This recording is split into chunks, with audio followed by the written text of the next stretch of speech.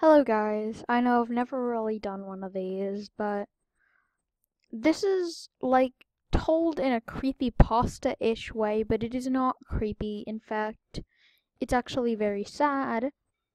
I don't know really what to call it, but it's told in a creepypasta sort of way, but it is not a creepypasta because it's just basically a sad story. So this is based on a few things. So yeah. Warning, this is going to be very, very, very sad, so if you get sad easily, I would recommend not watching this video because it's going to be a very sad story.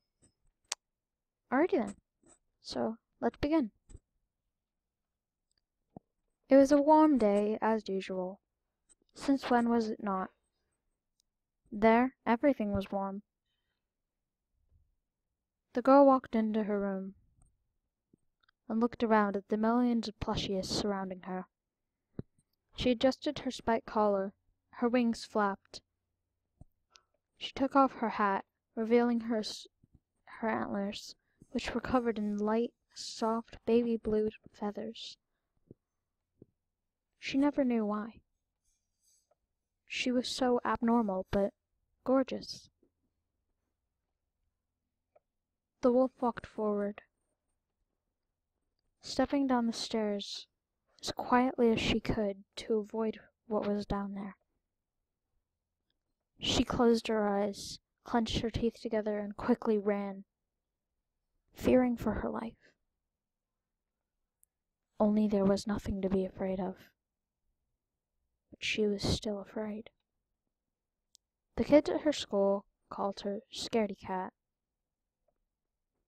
always calling her names like that, always telling her she was weak, nothing, worthless, robot. She never knew why they called her robot, but it was just the most offensive out of all of them, and she never knew why. She wouldn't say anything. She'd just stare and stare at them, just watch them as they laughed at her.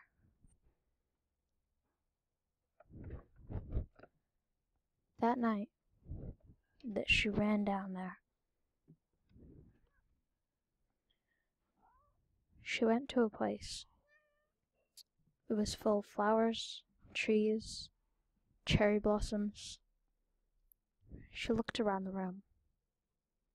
There was no one. She folded her wings and placed both of her paws in front of her and slid her back paws back, laying down in the bench. "Hey!" she heard a voice. She quickly looked up. No one had been there. Were they? Then she quickly saw it, up in the trees. There was an eagle.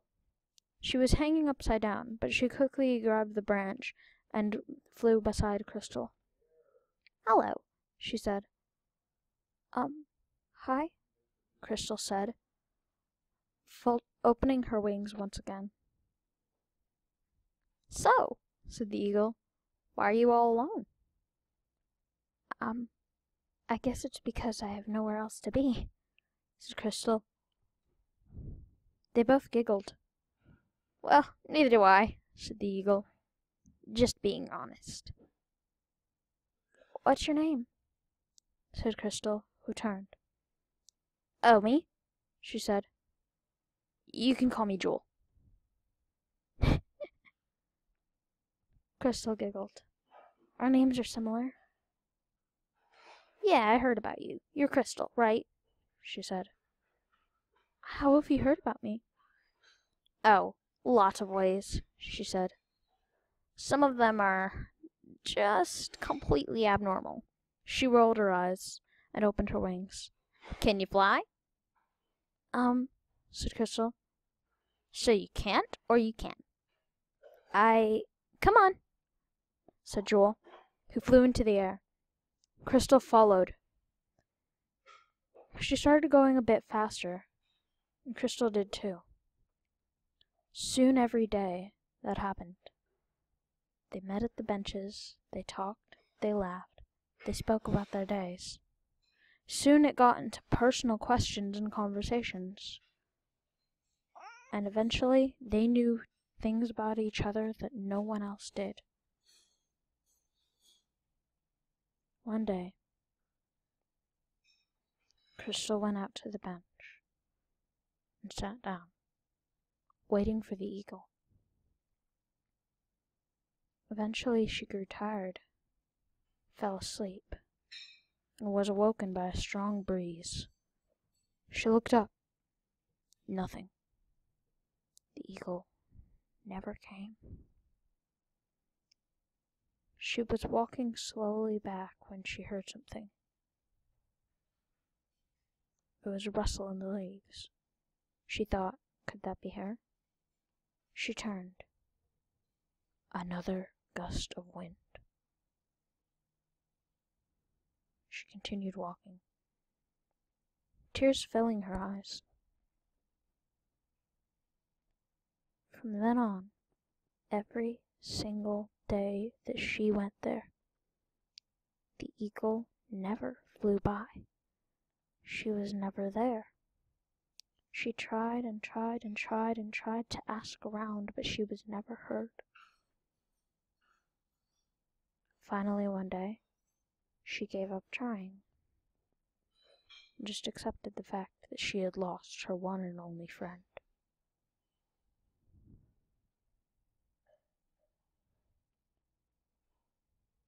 One day, she was passing by, and this was years before she stopped looking. And it's the reason she stopped. Someone was passing by her, dressed in black. "Hey," said Crystal. She noticed there was a crowd of people dressed in black behind them. What's going on? She didn't know why she suddenly spoke up like this, but she was too curious. "Oh," said the wolf in front of her. "We're going to a funeral." "Aw," she said, folding her ears back. "Whose?" The wolf's next word striked pain into the wolf's heart. Her wings folded. One of her legs shook. Her tail immediately stopped swishing and became still. Her eyes filled with tears. The wolf had said, "An eagle named Joel."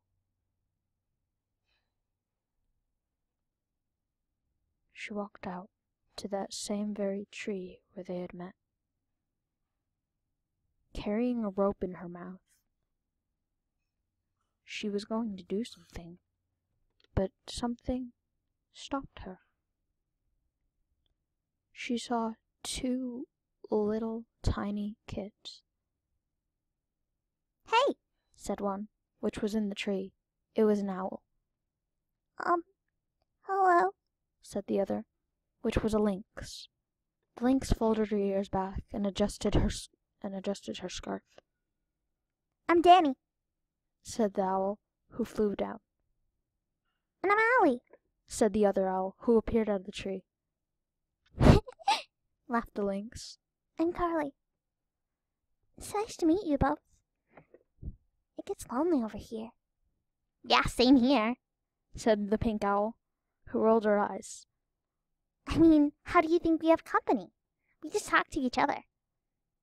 "It's great to meet new people, though."